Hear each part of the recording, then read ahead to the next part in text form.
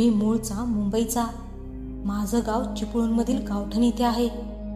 या घटनेला आता 10 वर्ष पूर्ण झाली असली तरी माझ्या मनात ती अजूनही ताजी आहे आणि तितकीच भयानक आहे. मला मे महिन्याची सुट्टी पडलेली होती. तेव्हा मी आणि माझा भाऊ आणि आई आम्ही गावाला गेलो होतो.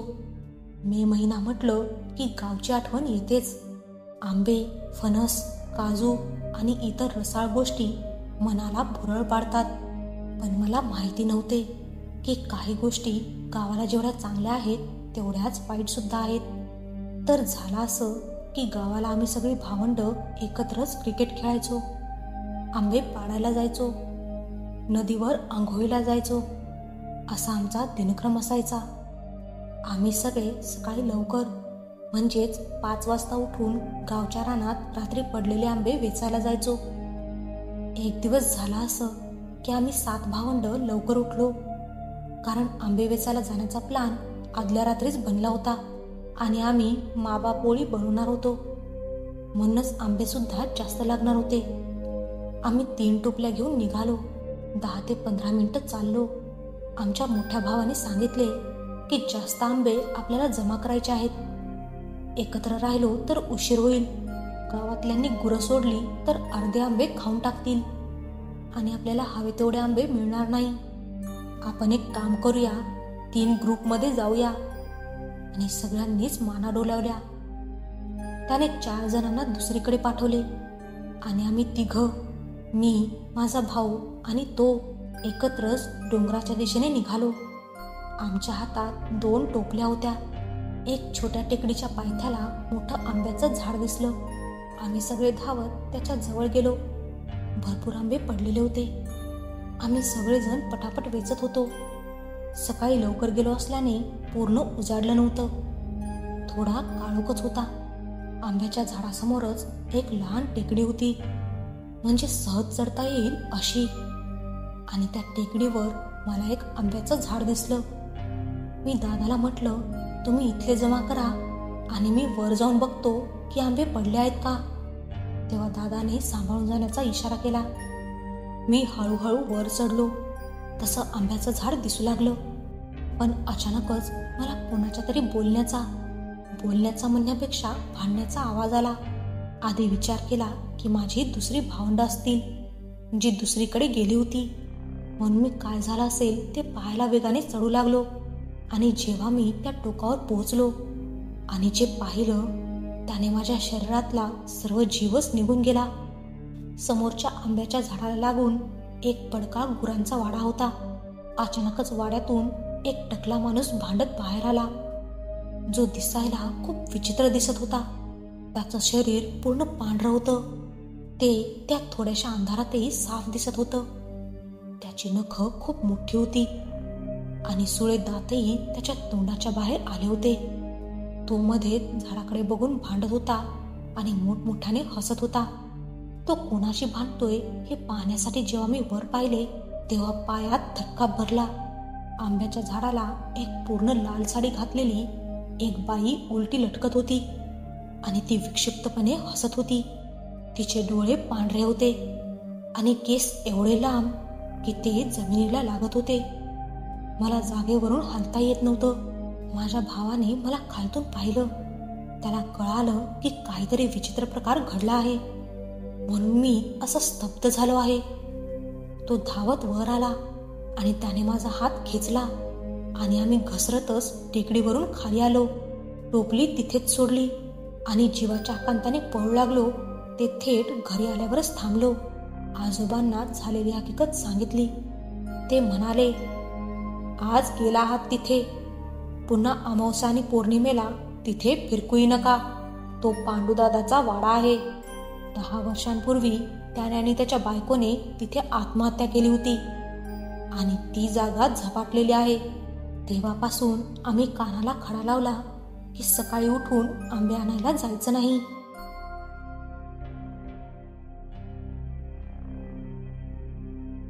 माझं नाव सागर. मी मुळात मुंबईत राहणारा. इथे फारसा अंधार राहत नाही. उलट आम्ही रात्री फिरणं, उशिरा पार्टी करणं हे आमचं नेहमीचंच काम. माझा मित्र होता प्रकाश.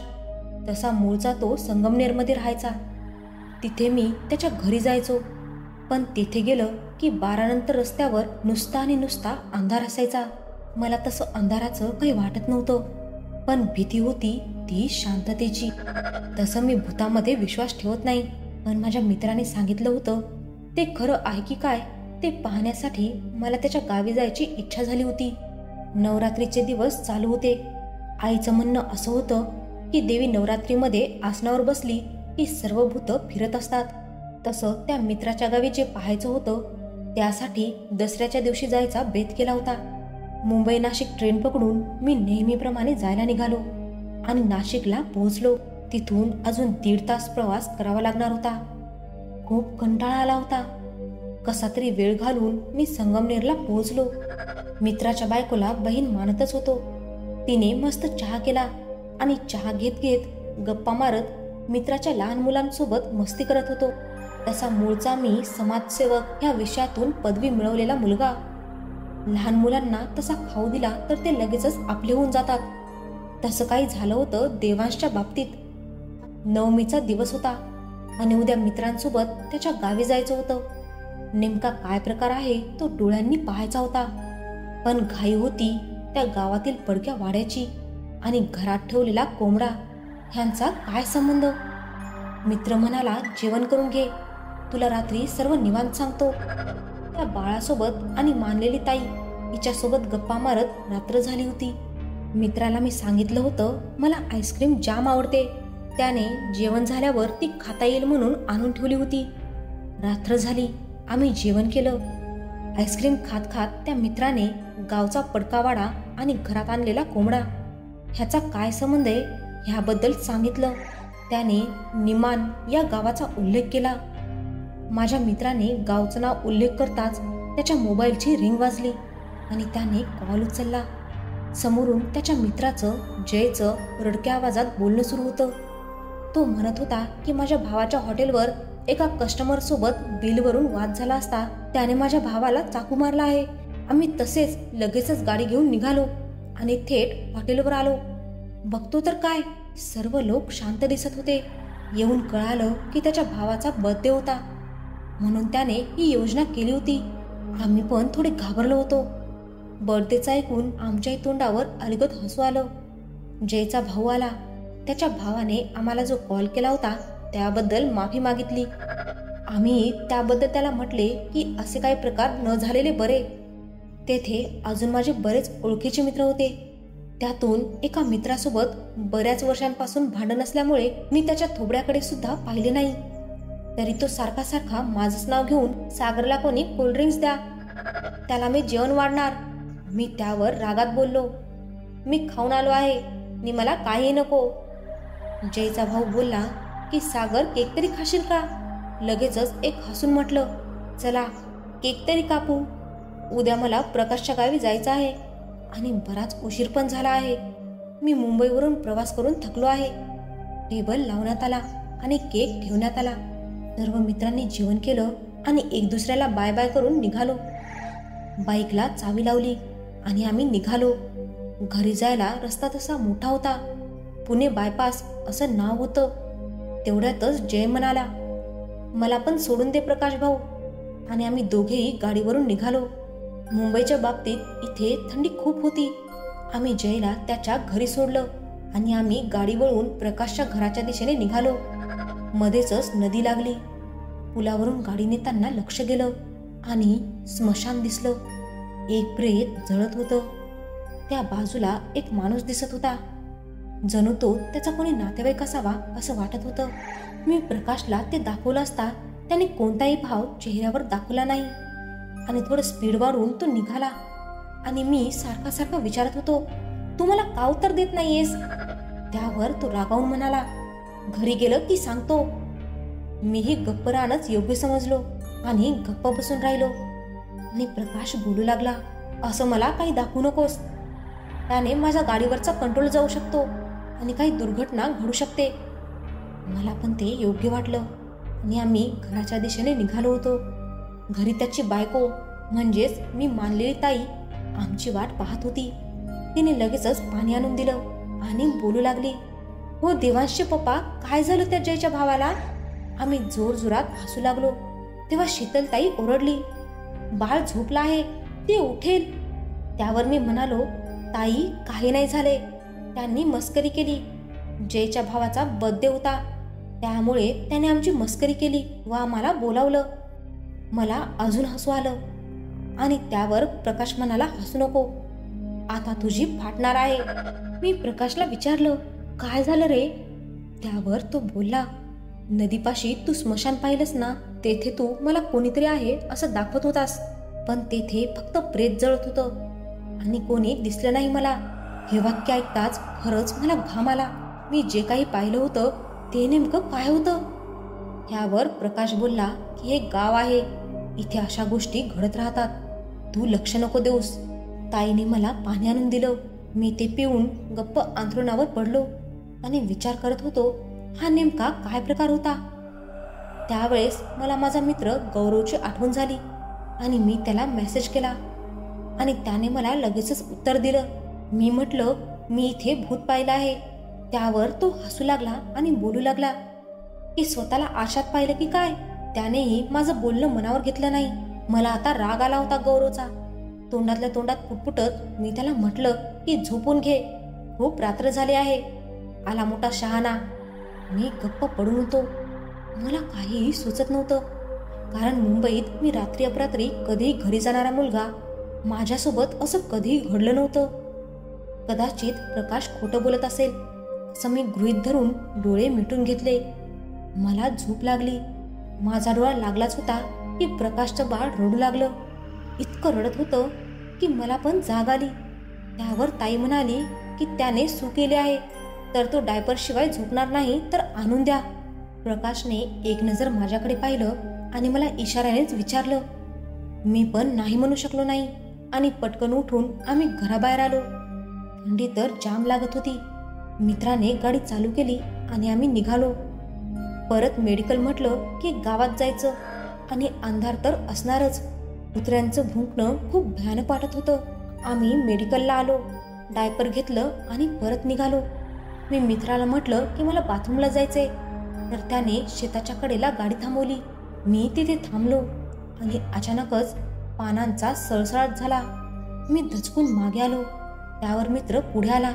त्याने मोबाईलचा टॉर्च मारला तर एक घुस शेतात निघून गेली. आता तर खरंच मी घाबरलो होतो. मी लगेचच गाडीवर बसलो आणि गाडी लवकर चालू करण्यास सांगितलं.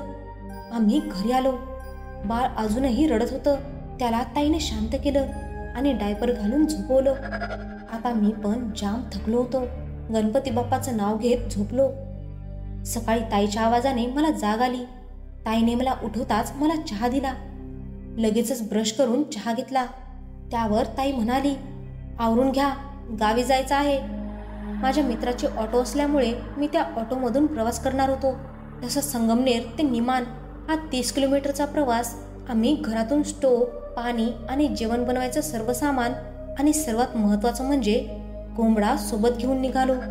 तसं प्रकाशने त्याच्या भावाला नाशिकमध्ये फोन केला व आम्ही निघालो याची सूचना दिली. तसं पायल आणि स्वरा यांनी फोन घेतला.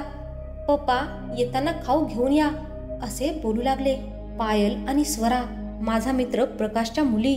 पायल मोठी तर स्वरा लहान, पण देवांशपेक्षा समजदार. तसा देवांश पण सर्वात लहान असला तरी समजदार होता, पण चॉकलेट दिसलं की तो समजूतदारपणा विसरून जायचा. आम्ही आपल्या नातेवाईकांना फोन केला व गावी येत आहोत अशी कल्पना दिली. आम्ही निघालो. निघताना सोबत मुलांसाठी खाऊ घेतला व मी माझ्या लाडक्या देवांसाठी एक मोठं चॉकलेट घेतलं व आम्ही दोघांनी त्यावर ताव मारला. तसा हा 30 किलोमीटरचा प्रवास थकवा आणणारा नव्हता, कारण हे गाव असल्यामुळे तेथील हवेत एक गारवा होता व मन प्रसन्न करणारं वातावरण होतं. पण हेच गाव रात्रीच्या शांततेत नकोसं वाटणारं. आम्ही जसं तसं गावी आलो. पाहतो तर काय, माझ्या मित्राच्या घरातील लोक आधीच तेथे आले होते व त्यांच्या तयारीला लागले होते. आम्ही सामान काढून अंथरलेल्या चटईवर सामान ठेवून बसलो. लगेचच मुले आले व खाऊसाठी कल्ला करू लागले. मी सर्वांना खाऊ दिला व घरातील इतर मंडळी, मित्राचे भाऊ, आई यांना भेटलो व गप्पा मारल्या. तसं मित्राच्या आईच्या आग्रहाखातर मी निमान ह्या गावी पडका वाडा व कोंबडा ह्याचं रहस्य जाणून घेण्यासाठी मोठा प्रवास करून आलो होतो. थकवा जाणवत होता म्हणून जरा हातपाय धुवून घ्यावा म्हणून मी पाणी शोधत होतो. समोर जरा जंगलासारख्या झाडीच्या बाजूला एक विहीर होती. मला वाटलं पाणी असेल, हातपाय धुता येतील म्हणून मी वाकून पाहिलं तर मला त्यात देखणा रुबाबदार, मोठी मिशी, सफेद रंगाचे कपडे घातलेला तरुण व त्याच्या बाजूला एक सफेद रंगाचा घोडा दिसला. तसं मी दचकून गेलो व धावत येऊन प्रकाशला सांगितलं, मला त्या विहिरीत काहीतरी दिसलं. तसा तो हसू लागला व बोलू लागला की त्या विहिरीत पाणी नाहीये, ती विहीर खूप वर्षाआधी बुजवून त्यात माती टाकली होती. तसं मी त्याला बोललो की मी त्या पाण्यात काहीतरी पाहिलं आहे. आम्ही गेलो व त्यात वाकून पाहिलं तर माझ्या पायाखालची जमीनच सरकली होती. विहिरीत पाहिलं तर फक्त आणि फक्त माती होती. माझं तर विचार करणंच बंद पडलं होतं. आणि तसाच मी मागे पाहतो तर काय, एक वाडा पडका दिसला. तसा मी पाहतच होतो की हाच तो वाडा असावा. तसा मित्र बोलला, तू जे पाहत आहे तो आमचा वडिलोपार्जित वाडा आहे, पण सध्या पडक्या अवस्थेत आहे. आत जाण्याचा प्रयत्न पण करू नको. व तो काम आवरण्यासाठी निघून गेला. माझा मित्र मला बोलून गेला. तसं मला वाड्यात शिरून आत पाहण्याची इच्छा झाली. तसा मी आत शिरणार तितक्यातच माझ्या मित्राच्या आईने मला हात धरून बाहेर खेचले. मला ओरडू लागल्या. मी तसा त्यांच्या ओरडण्याचा राग न येऊ देता त्यांनाच विचारलं, आई काय झालं? तसं त्यांनी मला सांगितलं, आत आहे ते खूप भयानक आहे म्हणून तर आम्ही तो कोंबडा आणला आहे. मी म्हटलं, तो पडका वाडा आणि कोंबडा यांचा काय संबंध? तसा आई बोलू लागल्या की हा वाडा आमचा वडिलोपार्जित आहे. ह्या वाड्याचं एक रहस्य आहे. ते असं आहे की आमचे पूर्वज ह्या वाड्यात राहायचे. माझे सासरे म्हणजेच प्रकाशच्या आजोबाचे आजोबा, ते 5 भाऊ आणि त्यांची एक सर्वात लहान बहीण होती. ते सर्व आनंदात ह्या वाड्यात राहत होते. एक अशी घटना घडली की या वाड्याला एक रहस्यमय आणि भीतीदायक बनवणार होती. त्या वाड्यात सखू म्हणजेच त्या 5 भावंडांची एकुलती एक बहीण. ह्या वाड्याजवळ असलेल्या विहिरीजवळ पाणी भरत असताना एक पुरुष त्या विहिरीजवळ आला व त्याने पाणी मागितले. तसं त्या तेजस्वी पुरुषाकडे पाहून त्या त्याच्यावर आपलं भान हरपून बसल्या. त्या पुरुषाचं रूप तसंच होतं, उंच, देखणा, भरीव, मिशी जणू मर्दगडी, डोक्याला फेटा, सफेद वस्त्र घालून घोड्यावर त्याची स्वारी. गावाच्या वेशीवर आपला घोडा एका झाडाला बांधून तो त्या तरुणीकडे आला होता. पाणी पिताच तो निघून गेला व ती रोज त्या तरुणाची वाट पाहू लागली. तो रोज ठरल्या वेळेत येत असे, पाणी मागत व निघून जात. आधी पाणी पिणं, मग बोलणं व भेटणं, असं हळूहळू प्रेमात रूपांतर झालं. गावात एका आडोशाला येऊन ते भेटणं बोलणं नेहमीच झालं. एक दिवसही असा जात नव्हता की ते एक दुसऱ्याला भेटत नसत. पण म्हणतात ना, प्रेम कितीही लपवण्याचा प्रयत्न केला तरी लपत नाही. गावात चर्चा होऊ लागली.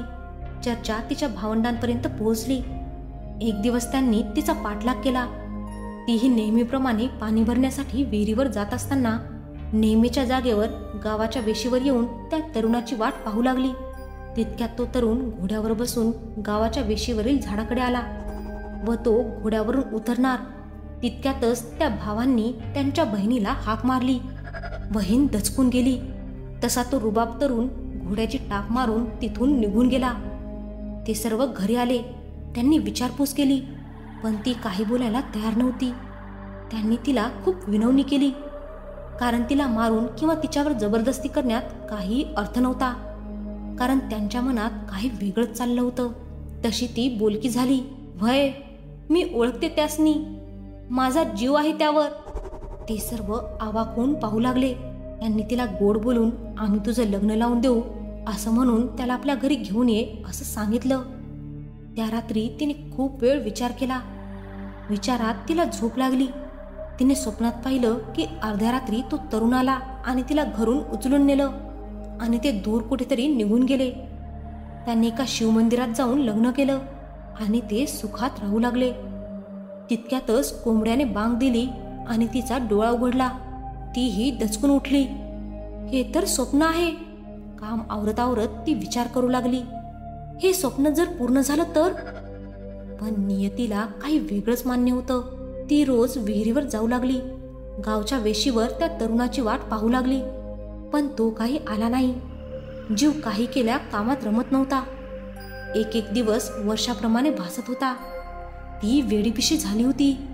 ती तिचं भान हरपून गेली होती. तिचा नेहमीचा दिनक्रम चालू होता. विहिरीवरून वेशीवर येणं, मग घरी. पण तो दिवस उजाडला. ती त्या वेशीवर त्याची वाट पाहत असताना तो तरुण तिच्या जवळ आला. ती आपलं भान हरपून बसली होती. तिला तो आल्याचं काही कळालं नाही. त्यानं तिला हाक मारली तशी ती पाहतच राहिली. ती त्या विहिरीजवळ उभी होती आणि ती त्याला पाहून भान हरपून बसली होती. ती त्याला म्हणू लागली की किती वाट पाहिली तुझी, पण तू काही आला नाही. त्यावर तो म्हणाला की मी नाही घाबरत कोणाला. मला फक्त हे पाहायचं होतं की तू माझी वाट पाहते की नाही. पण तू माझ्या प्रेमाला खरी उतरली. मी रोज लांबून तुला पाहत असे, पण मलाही पाहायचं होतं की. त्यावर ती म्हणाली, आता काही बोलू नका. आपले दुःख आता संपले.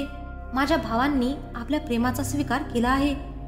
त्यावर तो म्हणू लागला, आता काय करायचे. ती बोलू लागली, भाऊंनी तुम्हाला बोलावलं आहे आपल्या लग्नाचं बोलणं करायला. तसे ते थेट निघाले. घराजवळ आले. घरी आले तसा अंधार पडला होता. गावात कोणीही नव्हतं. अंधारामुळे लोक आपल्या घरात निघून गेले होते. ते घरी आले तसं तिने त्या युवकाला दाराशी उभं करून ती आत गेली. तिने आपल्या भावांना सांगितलं की तो आला आहे. तसे ते सज्ज झाले. त्यांनी तिला म्हटलं की त्यांना आत आण. पण त्यांच्या मनात काहीतरी भलतंच चालू होतं.